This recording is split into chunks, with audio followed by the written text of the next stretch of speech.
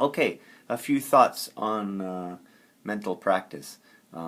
There's a fretboard chart up in front of the camera here, and it's organized this way. You can see if I put my ukulele in here, it's organized so that the strings are going this way, and the head of the ukulele is at the top here.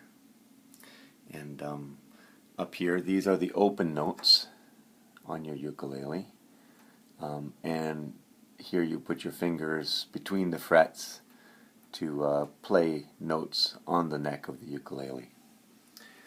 So just something to help you visualize. You can use your actual ukulele to do this too if you want to, but this is what I'm going to use for now. So let's take a simple scale, and I'll show you what I mean by visualizing that scale.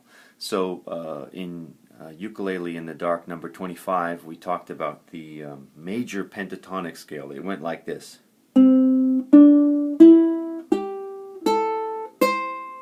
It sounds like the intro to My Girl by The Temptations. And that one is played like this. We got open note here, ba da da da da da. So play the open C note, da, and then the second fret here, da, and then the open E note, da, and then the third fret, da, and then the open A, da, and then the third fret, da. You don't have to worry about what notes those actually are.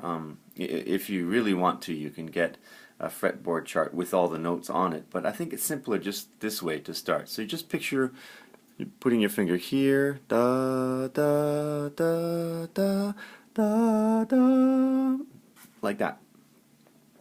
And do that again and again until the shape is perfectly clear in your head, and that's what it would mean to practice that scale with visualization, or with mental practice, or Euclid's practice, as I've been calling it in this newsletter. You can move that scale up the neck if you want to, and practice thinking about what shape that would make. You know, if we move it up to the 5th fret, it would go here, here, and then here, and then here, and then here, and then here, and then here. And so you can practice that again and again. Okay, now I have to use a finger for here because it's not an open note anymore. Here, here, here, here, here, and here. Yeah. So that's a little bit of an idea of how to work with a scale.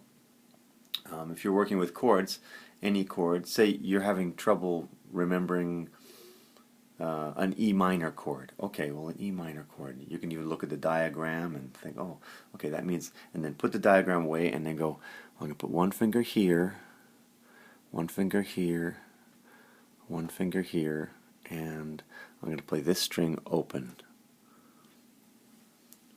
Now, there are many different ways of playing E minor. That's one way. If that's the one you're working on, do it like that.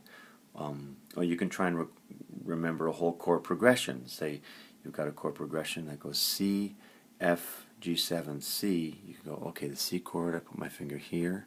F, put my fingers here. G7, here, here, and here. And then back to C, here.